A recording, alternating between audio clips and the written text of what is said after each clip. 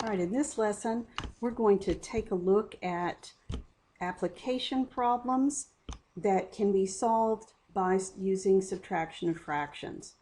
There is an example problem that is worth looking at. It talks about from anywhere on Earth, the moon appears to be a circular disk, but sometimes it's not all lighted. At midnight on July 11th, 2008, Eastern Daylight Time, 3/5 of the moon appeared illuminated. So you could see 3/5 of the moon.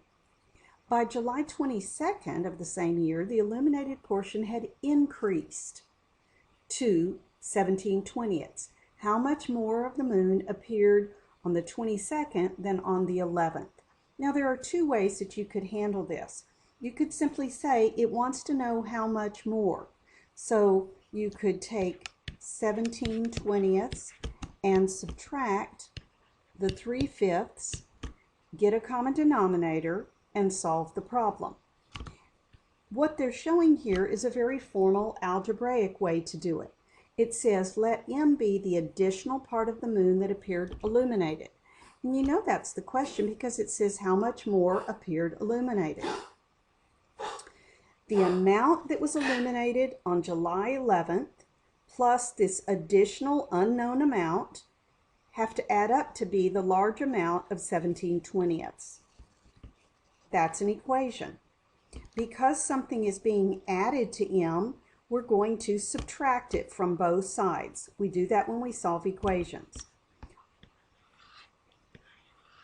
On the left, positive 3/5 and subtract 3/5, those cancel out, leaving you with M. Subtract 3/5 on this side, get a common denominator, reduce, and you've got an answer. You notice that with this kind of problem, it is possible sometimes to just recognize that you needed to subtract. Let's take a look at these problems and make a decision for each one. This one says Monica spent 5/9 hours, so that's part of an hour, listening to tapes of Beethoven and Brahms. She spent 2/7 of an hour listening to just Beethoven. How many were spent listening to Brahms? Now, one thing you could do is say if X is the time for Brahms, that X plus 2/7. All right, this one is Brahms, this one is Beethoven. Add up, it has to equal a total of 5/9. Because we have added 2/7 to solve the equation, we're going to subtract 2/7. And if we subtract it from one side, we subtract it from the other side as well. Those two cancel out. We have X, we have X, start that over. We have X equals, now I'm going to come over here and do the work, 5/9 minus 2/7. The least common denominator for 9 and 7 turns out to be 63.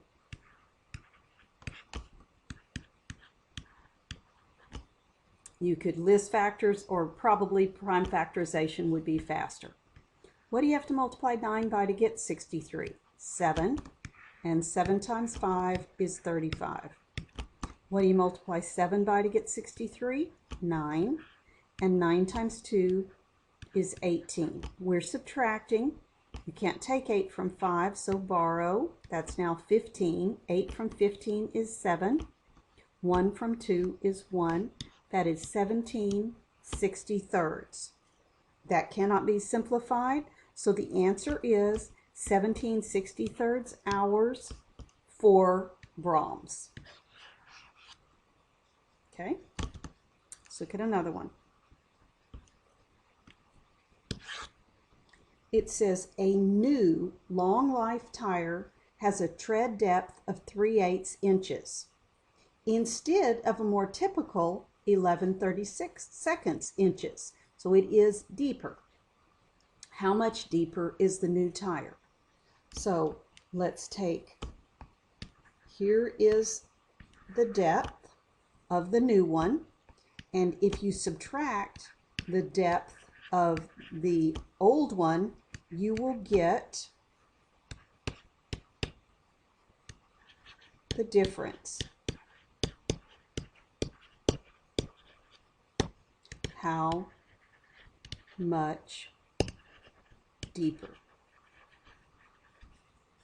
All right, so this will equal x. All I need to do is do that subtraction.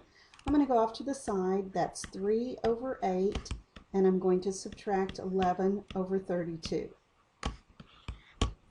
Look at the larger number, 32. 8 goes into 32, so I get to use that large denominator as my common denominator.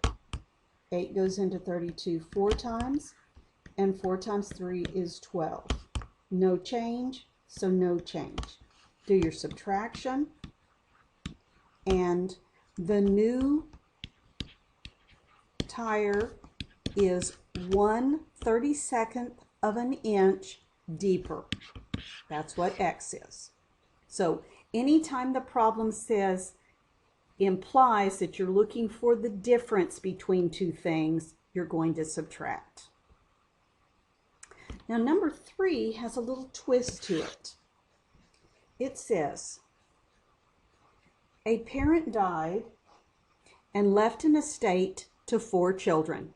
So right away you might be thinking that each one gets a fraction. One inherited 1/4, the second inherited 3/8, and the third inherited 3/8. A little bit of my wording, I'm so sorry. One inherited 1/4, the second inherited 3/16, the third inherited 3/8. How much did the fourth inherit? Okay, so the fourth one inherits the leftover piece. So what we're going to do is see what did they give away already. They have 1/4 plus 3/16 plus 3/8 plus something has to equal a whole number 1. So let's take a look at these. Let's add these up. 1/4, 3/16, and 3/8. The common denominator, let's look at the large denominator. Will it work? 4 goes into 16, 8 goes into 16. So I'm going to rewrite these all as 16ths. 4 goes into 16 4 times, and 4 times 1 is 4. No change, so no change. 8 goes into 16 2 times. 2 times 3 is 6. When I add these up, I have 4 and 3 is 7, plus 6 is 13/16. Okay, so 13/16 plus some unknown fraction is equal to 1. Now this is where it's a little bit, you might not have expected this. In order to solve for x, since it's being added to x, we're going to subtract. So I have 13/16 plus x. I have 1. I need to subtract 13/16. I need to subtract 13/16. These cancel out and I have x. 1 minus 13/16. Well, let's get that common denominator. The denominator would have to be 16. How many 16ths is the number 1? Well, the number 1 is always a number over itself. So it is 16/16. And we're going to subtract 13/16. That gives us 3/16. So we added up all the pieces that were given, and the leftover piece was the fraction that would have to be added in to equal 1. These add up to be 13/16. I need 3 more 16ths to equal 1.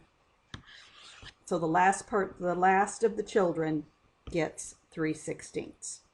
All right, let's look at one more. A board is needed that is exactly 7/32 of an inch wide to fill a hole. If a board that is 7/8 inches wide can be shaved to fit the hole, how much must be shaved from the board? Okay, how much has to be shaved? Well, right now, whoops, goodness, did it again. This is the current width of the board. We want it to only be this much. So what's the difference? I have 7/8 and I subtract 7/32 because you have to shave off of this one, so it must be the big one. What's the common denominator? Well, let's look at the large denominator, which is 32. Will it work? Yes, 8 goes into 32. So I'll use it as my common denominator. 8 goes into 32 4 times. And 4 times 7 is 28. No change, so no change.